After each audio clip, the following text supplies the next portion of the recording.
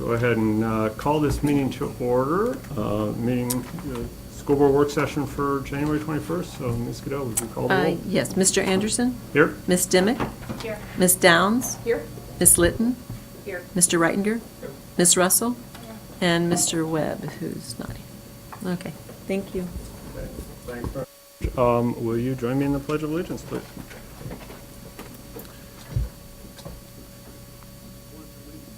To the flag of the United States of America and to the republic for which it stands, one nation, under God, indivisible, with liberty and justice for all.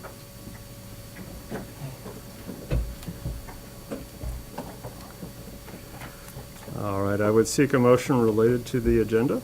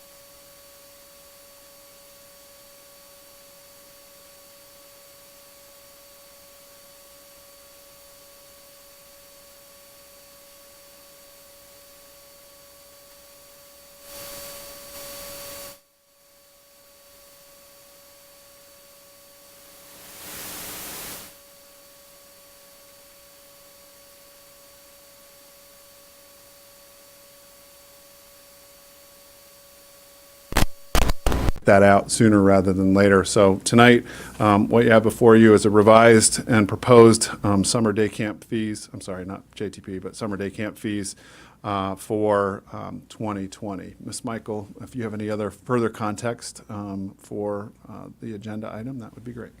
Just to notify the board, as per our policy, the Daycare Advisory Board did adopt these fees at their meeting last week.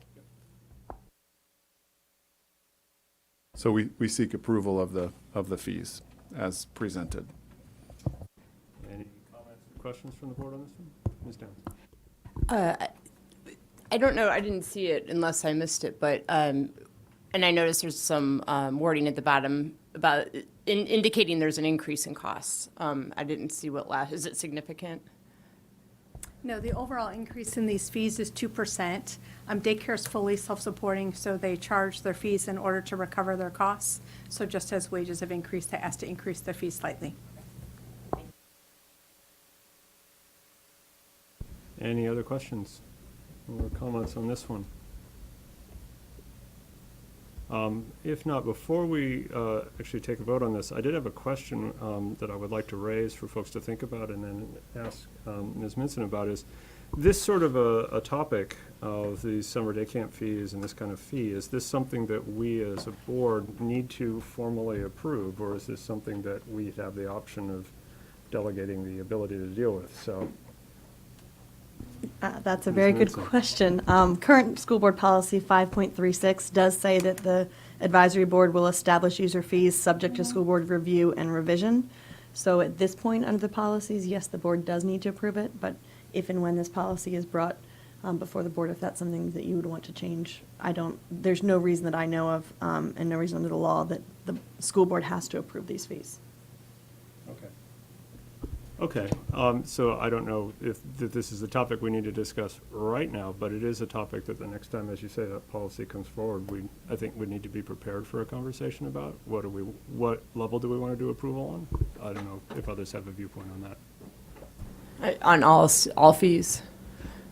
We're talking about this one, but in general, that policy covers all fees, correct? That's actually just the policy for the extended daycare Okay. program, but there's another policy that does relate to fees. And those also, the student fees do come before the board for approval under policy 910.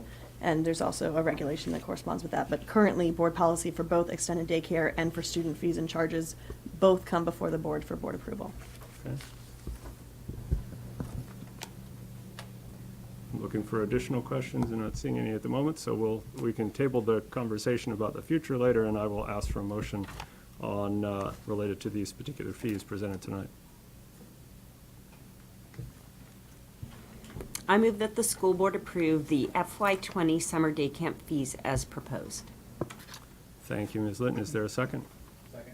Thank you, Mr. Webb. All those in favor, please say aye. Aye. Any opposition or abstention? Seeing none, approved as presented. Thank you. All right, that takes us from our business action items into budget work session, and we are going to move ourselves into a discussion of FY21 proposed budget overview with the revised agenda. So that's the new 3.01. And Dr. Newton. Great, thank you again, Mr. Chair.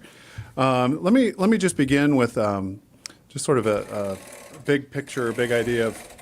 Do we want to wait? Oh, okay. Nope, no worries. Just a sort of the hope for this evening and for the next budget work session that we have as well. And that is that the vast majority of the time is an opportunity for all of you to get information relative to the budget questions that have been raised, and for us to also capture any additional questions that you may have that become part of our budget process. To date, and really within the last 48 hours, you've become very active, and I appreciate I appreciate that. No, I think it's good, and so now we have. Within the last week, 3 hours.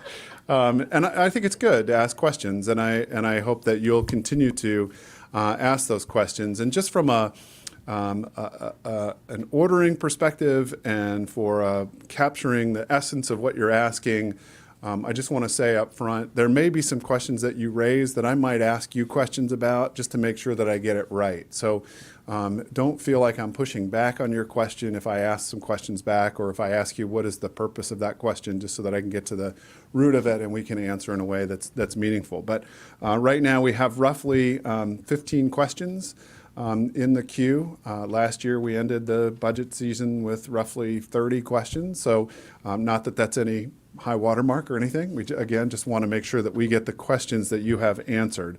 So tonight, what we've put together, I think, is a process that will be useful to you insofar as I'll start with a very, very brief overview and reminder to all of you and to the community of the superintendent's budget. I'm not going to go through the presentation. It was added into your materials just as a reminder, so if anybody wanted to look at it again, you could.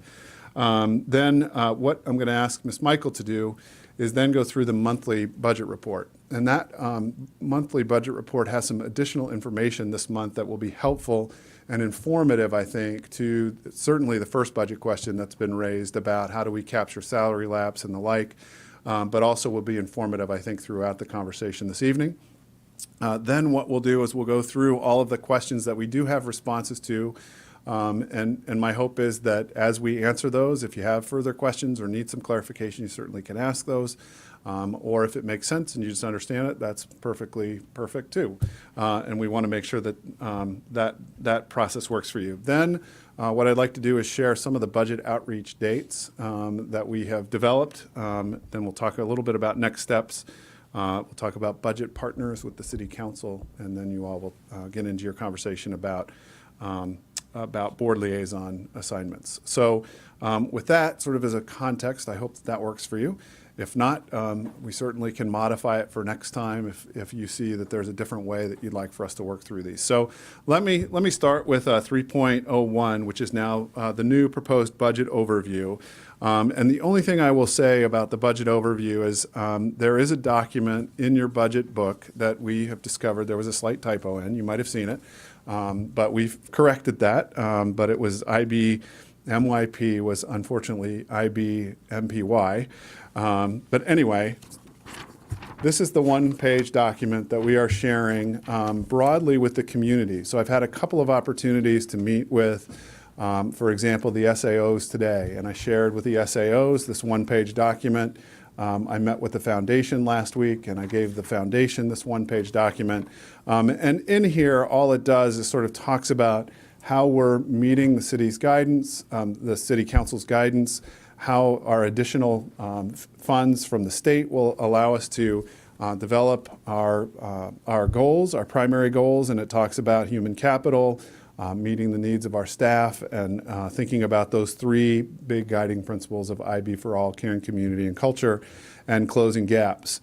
On the back side of the document, so it's a narrative on the front, on the back is just a proposed 2021 budget summary. On the left-hand side, you see the budget revenue adjustments, and then on the right-hand side are those budget expenditures. And as I've been talking with people about this document, I do talk about sort of not only the cost of living and the STEP, but I'm also talking about those fixed costs around health insurance and Virginia retirement system, and then those that are becoming investments into our future, and sort of talking about the why behind the 4 or 5 or 6 things that we've put in here in addition. And then the last piece at the bottom are the 2 pie charts. One is the revenue and the other is the expenditure. Then there's a box in the middle that talks a little bit about enrollment. One of the things that, well, I'll just leave it at that. So that's where we are. That's what we've been giving out. That's what we've been using for our points of emphasis as we've gone out and spoken with the community. And it is what we'll pass out at, for example, the joint PTSA meeting that's coming up in February, and the like. So with that, I will move on, because I know that the conversation that we have is far more important than the overview of the budget. And at this point, I'd like to turn it over to Kristen Michael, who is going to talk about the monthly budget report, and then we'll roll into budget questions and responses. So if it's all right with the board, we'll move on. Yeah, and I would just say, thank you, Dr. Noonan. I would just say, if you've got questions that are arising as we go through these first couple of items, let's pick those up again at the budget question and answer section 3.03, just for some efficiency. Great, Thanks. thank you. So thank you for the opportunity this evening to present the monthly monitoring report for month 6, which is December. As I kick this off, I really want to thank Michelle Kopic, who's our Budget and Finance Director, who's here with us this evening. Michelle has really worked tirelessly in terms of developing the end-of-year projections, and she's really been working to develop a methodology that we can use in the future.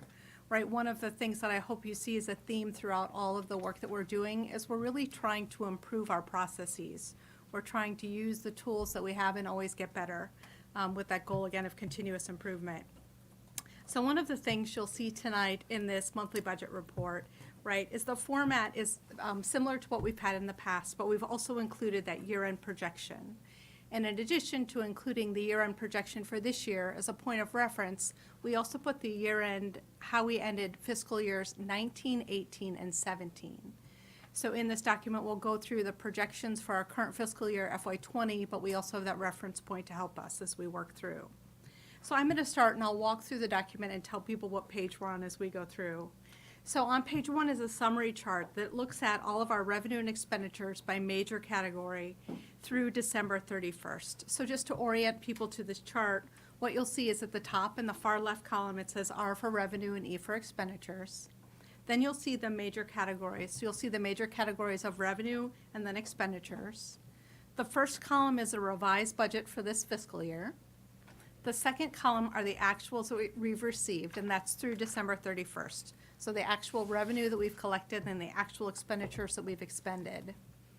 The next column that says sum of encumbrance, that's any purchase orders that we have outstanding. So if we've initiated an order for something, it's still an encumbrance until we actually receive the good or the service and make that payment. So those are the encumbrances. Then that available budget is really what is the revised budget less the actual expenditures and encumbrances. So when you look at the revenue items, for example, a negative is that's how much revenue we still need to receive in order to achieve the budget. And then when you look at the expenditures, that's how much is unspent as of the end of December. And then the column at the end is what % of that budget category is remaining yet to be collected or remaining yet to be expended. So when we look at revenue, I'll talk about revenue first. Through December, our other revenue collected to date is $201,489.